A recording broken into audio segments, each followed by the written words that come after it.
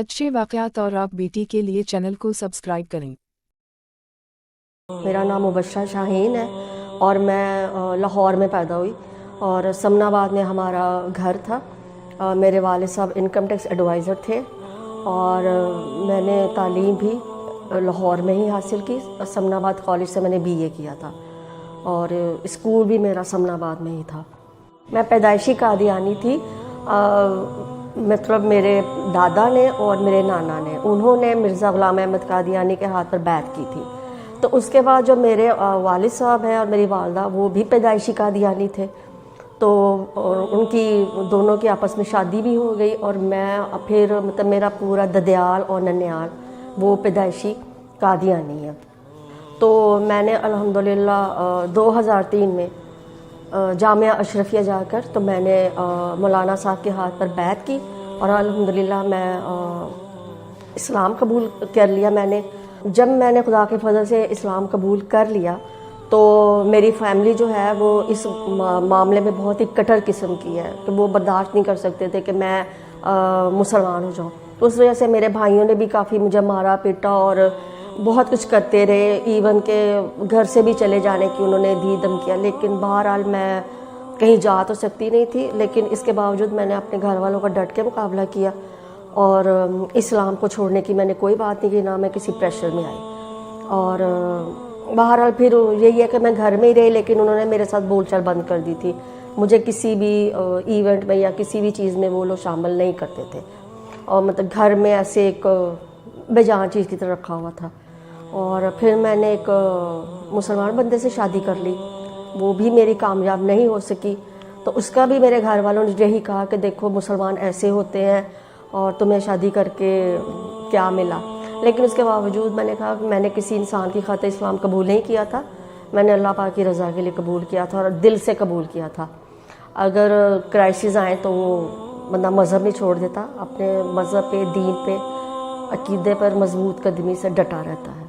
80 में और 81 में मेरे सबसे बड़े भाई जर्मनी गए हुए थे, जिनकी तो बीवी जो है वो पाकिस्तान में थी। 10 साल उनकी शादी रही और उनके 3 बच्चे भी थे, 2 बेटियां और 1 बेटा।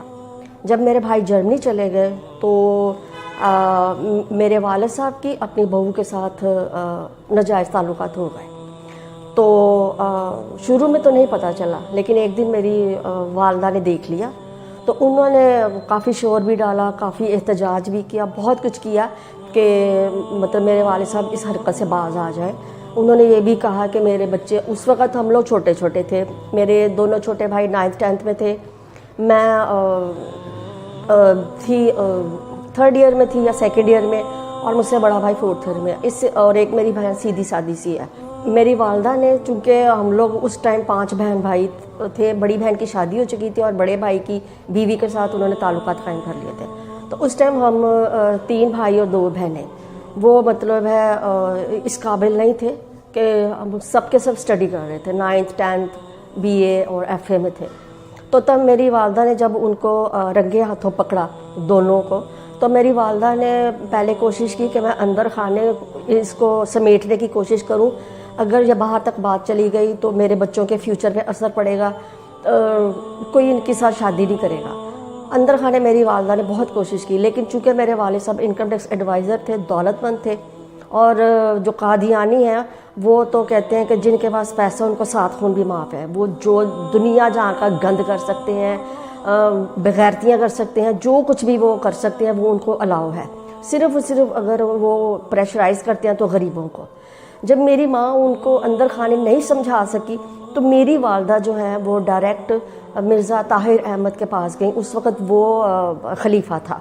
अम्मी मेरी उनके पास डायरेक्ट गई तो जाकर मेरी वालदा ने उनसे कहा कि मेरे घर में ये एक अज़ाब आ गया, तो आप हमारी मदद करें। अब उस शख्स को जमात से निकालने की धमकी दें, क्योंकि इनकी जमात में ये कानून है कि अगर वो किसी को जमात से बाहर निकाले तो ये इनके लिए मरने का मकाम है। नंबर 2, अगर इनको ये भी कहा जाता है कि हम अगर जो कादियानी जमात को छोड़ेगा उसको मुर्ताद कहते हैं। तो मेरी वालदा ने कहा कि आप उनको इस तरह से प्रेशराइज करके, तो उन दिनों सदर ज़ियाउल हक था 81 में, तो उसने मिर्ज़ा ताहिर अहमद को अरेस्ट करने का हुक्म दिया होता। وہ ان دنوں اپنی گرفتاری سے بچنے کے لیے بھاگ دوڑ کر رہا تھا، لہٰذا اس نے میری ماں کو سرسری انداز میں لیا کہ حالانکہ یہ ایک بہت بڑی بات تھی کہ ایک شخص سر عام زنا کر رہا ہے اور وہ اس کو بجائے اس کے ساتھ اس کے ساتھ سختی سے سلوک کرتے، اس کو تھریٹ کرتے، لیکن انہوں نے پوری جماعت نے میرے والد صاحب کو سپورٹ کیا۔ اس کے بعد میری جو والدہ ہے وہاں سے مایوس ہو کے آ گئی۔ اس کے بعد میری والدہ جو ہے وہ جماعت کے بڑے بڑے عہدیداروں کے پاس گئی، جن میں ایک بہت بڑا عہدیدار تھا قریشی محمود تھا، اور اس کے علاوہ بھی بہت سارے عہدیدار تھے جن کے اس ٹائم مجھے نام نہیں آ رہے۔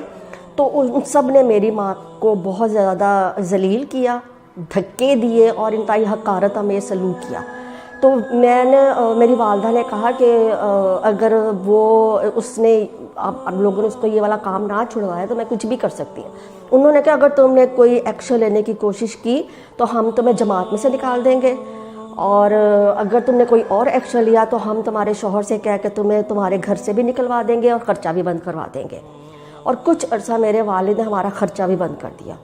تو جب گھر میں فاقے آئے تو پھر میرے بھائی والد صاحب کے پاس گئے اور کہا کہ خرچہ وغیرہ تو دیں، اور تو میرے والد صاحب نے یہ شرط رکھی کہ میں اس عورت کے ساتھ سر عام رہوں گا، مجھے کوئی تنگ نہ کرے اور نہ مجھے کوئی پریشان کرے۔ چونکہ اس وقت بھائی چھوٹے تھے، کمانے کے قابل نہیں تھے، تو میری والدہ جو ہے وہ جماعت نے ان کو پریشرائز کیا کہ آپ نہ تھانے جائیں گی، نہ کچہری جائیں گی، اور نہ ہی آپ اس بات کا اشتہار بنائیں گی کہ جی آپ کے میاں نے یہ کام کیا ہے، ورنہ کچھ بھی ہو سکتا ہے، وہ آپ کو گھر سے نکال دے گا۔ تو امی میری کہنے لگی میں 5 بچوں کو لے کے کہاں جاؤں گی، کیونکہ سارے رشتہ داروں نے، سارے محلے داروں نے، عزیز و کارا مل سب نے ہم پہ دروازے بند کر دیے۔ تو میرے والد کو فل پروٹیکشن دی انہوں نے، جماعت نے بھی اور ہر بندے نے، ان کے دوستوں نے، میرے سارے رشتہ داروں نے۔ تو اس کے بعد وہ کھلم کھلا 14 سال تک اس عورت کے ساتھ رہے، جب تک کہ ان کی ڈیتھ نہیں ہوگی۔ 94 میں ان کی ڈیتھ ہوئی تھی انگلینڈ میں، انگلینڈ سے ہی ان کی ڈیڈ باڈی پاکستان آئی تھی۔ تو پوری جماعت ان کو پورا شیلٹر دیا، پوری سپورٹ دی، ان سے وہ چندے بھی لے، تو کہتے تھے کہ ہمیں چندے بہت دیتا ہے۔ ایکچولی بہشتی مقبرے میں دفن ہونا مرزائیوں کے بڑی اعزاز کی بات ہے، اور لیکن یہ صرف وہیں وہ دفن ہو سکتے ہیں جن کے پاس پیسہ ہو، کیونکہ وہ لوگ کہتے ہیں جائیداد کا 1/8 حصہ، پھر جو ان کے جو زیورات ہوتے ہیں ان پہ پیسہ لگتا ہے، پھر ماہانہ چندے، پھر سالانہ چندے، اور ایک موٹی سی فائل جس کو وصیت کہتے ہیں وہ کمپلیٹ کروانی پڑتی ہے، اور اتنے زیادہ چندے لیے جاتے ہیں کہ وہ لاکھوں کی مد میں چلے جاتے ہیں۔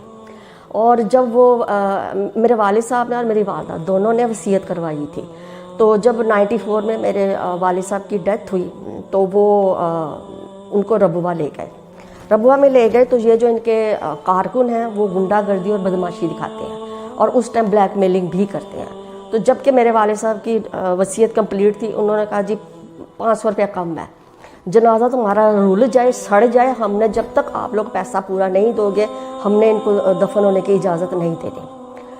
میرے بھائی لڑ پڑے، انہوں نے کہا ان کی تو وصیت کمپلیٹ ہے، لیکن میرے والد صاحب کے دوست نے کہا کہ جو مانگ رہے ہیں ان کو دے دیں، ورنہ تمہارا جو ہے نا باپ کا مردہ وہ رول جائے گا۔ کیونکہ مرزائیوں میں ایک یہ بھی ہے کہ وہ مردہ چاہے رول جائے، سڑ جائے، اس کا بیڑا غرق ہو جائے، جب تک آپ پیسے کمپلیٹ نہیں کرو گے وہ نہیں دفن ہونے دیتے۔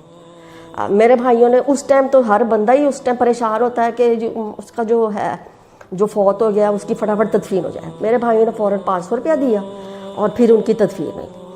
2010 میں میری والدہ کی ڈیتھ ہوئی۔ میری والدہ کی بھی وصیت کمپلیٹ تھی، لیکن انہوں نے پھر رولا ڈالا کیونکہ یہ لوگ دہاڑیاں بناتے ہیں، تو انہوں نے کہا جی 250 روپیہ کام ہے۔ وہ بھی میرے بھائی نے فٹافٹ 250 روپیہ دیا کہ وہ پچھلی دفعہ کی طرح نہ ایسا ہو جائے، کیونکہ وہ تو ماہر ہے مردہ رولنے میں کہ وہ کچھ بھی ہو جائے۔ تو پھر 250 روپیہ دے دیا اور پھر میری والدہ کی وہاں پہ تدفین ہوئی۔ اور یہ بہشتی مقبرے کے نام پر یہ لوگوں کو اتنا لوٹ رہے ہیں، اتنا لوٹ رہے ہیں، اور انہوں نے یہ کانسیپٹ بنایا ہے کہ جو بھی بہشتی مقبرے میں دفن ہوگا نا، اس نے چاہے ریکارڈ توڑے ہو گناہ کے، وہ سیدھا جنت میں جائے گا۔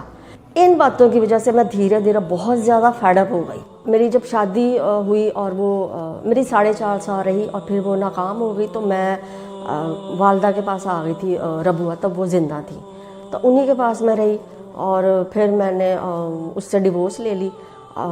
اس کے بعد بھی میں اپنی والدہ کے پاس ہی رہی، تو رہتی تو میں ربوہ میں تھی۔ تب بھی میری والدہ نے بہت کوشش کی کہ میں دوبارہ سے قادیانی ہو جاؤں، لیکن میں نہیں ہوئی۔ تو پھر اس دوران 2010 میں میری والدہ کی ڈیتھ ہو گئی، اور جب ڈیتھ ہو گئی تو مجھے کوئی بھی بہن بھائی رکھنے کے لیے تیار نہیں تھا۔ تو پھر کسی نے مجھے ہاسٹل کا بتایا اور میں ہاسٹل آ گئی، لیکن ان دنوں میں بے حد پریشان بھی تھی فائنینشلی طور پر، اور بہن بھائیوں کی کوئی سپورٹ نہیں تھی، کوئی ملتا نہیں تھا، مطلب میں بالکل تنہا اور اکیلی ہو گئی اور اپنے طور پر سروائیو کرتی رہی۔ پھر کچھ عرصے بعد مجھے کسی نے شبان والوں سے ملوایا، تو اللہ کا بڑا شکر ہے اور احسان ہے کہ وہ ماشاءاللہ بہت اچھے لوگ ہیں، انہوں نے میری بہت زیادہ ہیلپ کی، مجھے سپورٹ کیا۔ میں بیمار ہو جاؤں تو تب بھی وہ مجھے اپنے پاس لے جاتے ہیں، میری ہیلپ کرتے ہیں، میری دیکھ بھال کرتے ہیں، اور اس کے علاوہ انہوں نے میری وصیت بھی لکھوا لی ہے کہ جب میں چلی جاؤں گی اس دنیا سے تو وہ مجھے مسلمانوں کے قبرستان میں ہی دفن کریں گے، ایسا نہ ہو کہ میرے مرنے کے بعد میرے بھائی میرے وارث بن جائیں۔ تو اب میرا اپنے بھائی بہنوں سے کوئی تعلق واسطہ نہیں ہے، نہ وہ مجھے ہیلپ کرتے ہیں، بلکہ ابھی بھی ان کی یہی خواہش ہے کہ میں واپس آ جاؤں، مگر میں نہیں جا رہی۔ اور اب ایک ہاسٹل میں گزر بسر کر رہی ہوں، اور یہ شبان والوں کا میں جتنا بھی شکریہ ادا کروں کم ہے۔ اب میری زندگی کا یہی مقصد ہے کہ میں قادیانیوں کو کفر اور شرک کے اندھیروں سے نکال کر اسلام کی روشنی میں ان کو لے آؤں۔